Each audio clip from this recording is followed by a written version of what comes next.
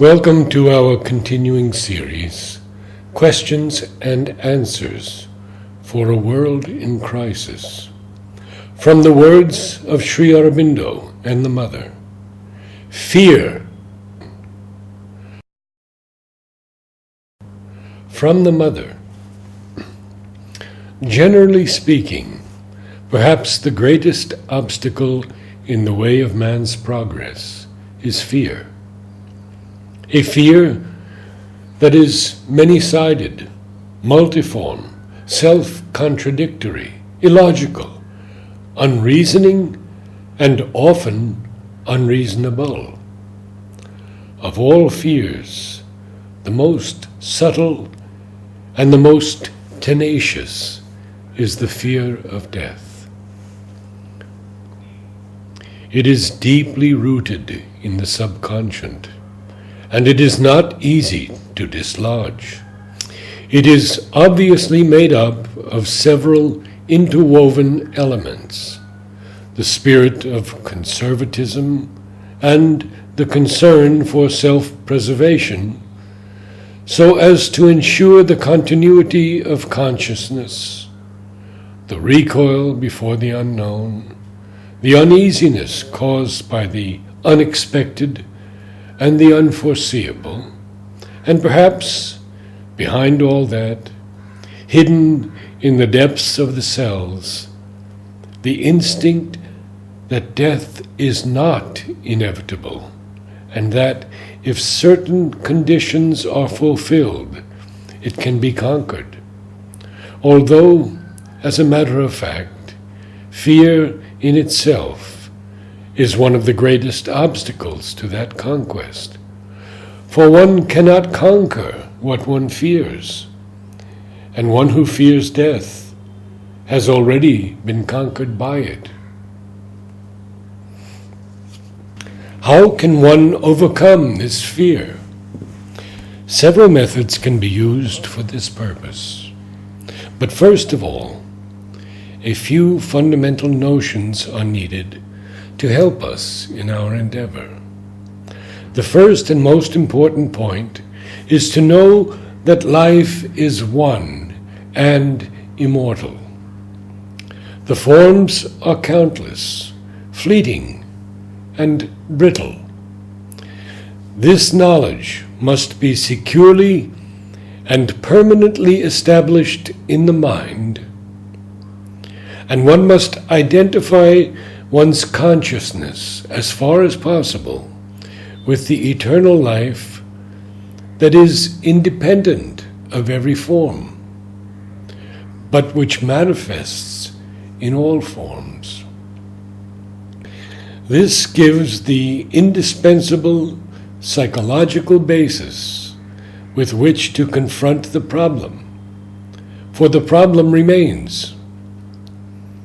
Even if the inner being is enlightened enough to be above all fear, the fear still remains hidden in the cells of the body, obscure, spontaneous, beyond the reach of reason, usually almost unconscious.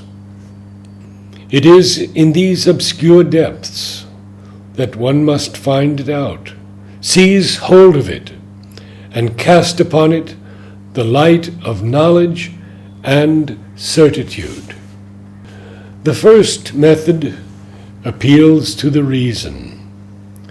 One can say that in the present state of the world, death is inevitable. A body that has taken birth will necessarily die one day or another. And in almost every case, death comes when it must. One can neither hasten nor delay its hour. Someone who craves for it may have to wait very long to obtain it.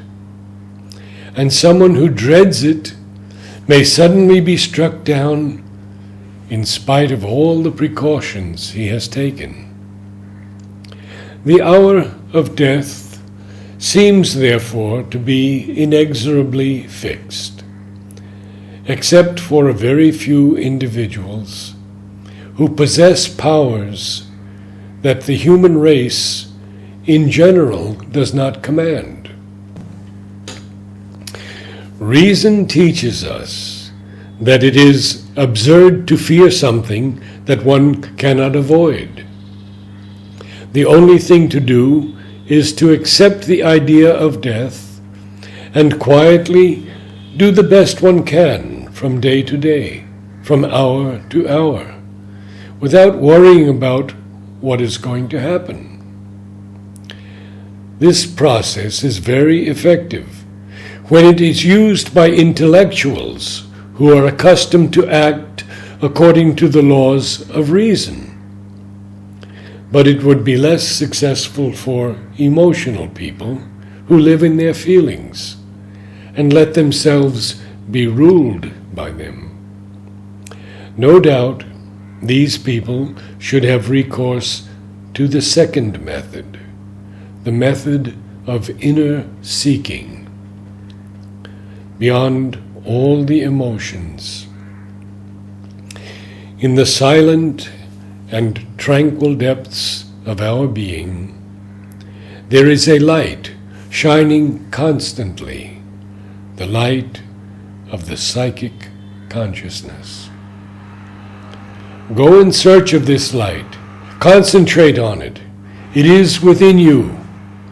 With a persevering will, you are sure to find it, and as soon as you enter into it, you awake to the sense of immortality.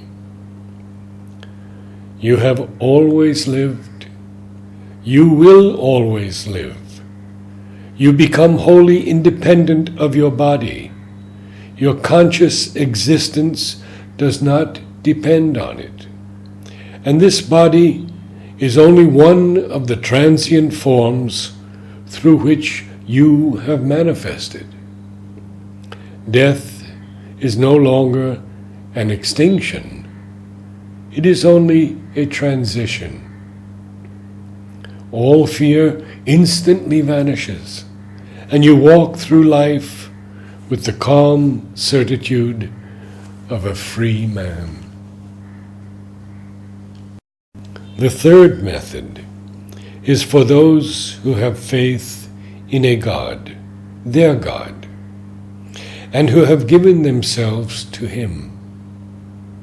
They belong to Him integrally. All the events of their lives are an expression of the divine will, and they accept them not merely with calm submission, but with gratitude, for they are convinced that whatever happens to them is always for their own good. They have a mystic trust in their God and in their personal relationship with Him. They have made an absolute surrender of their will to His and feel His unvarying love and protection, wholly independent of the accidents of life and death. They have the constant experience of lying at the feet of their beloved in an absolute self-surrender, or of being cradled in His arms and enjoying a perfect security. There is no longer any room in their consciousness for fear, anxiety, or torment. All that has been replaced by a calm and delightful bliss. Fear is always a very bad advisor. It is the fear, more or less conscious, which does almost all the mischief. Without fear, nothing can happen.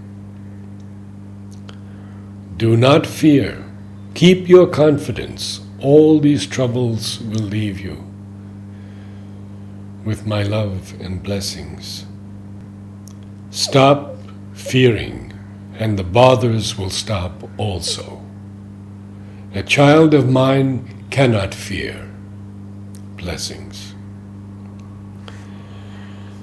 My protection is always with you, and nothing bad can happen. But you must take the decision to shake off the fear, and then my force can work fully.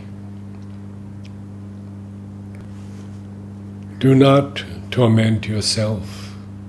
Do not worry. Above all, try to banish all fear. Fear is a dangerous thing, which can give importance to something which had none at all. The mere fear of seeing certain symptoms renew themselves is enough to bring about this repetition. Namaste.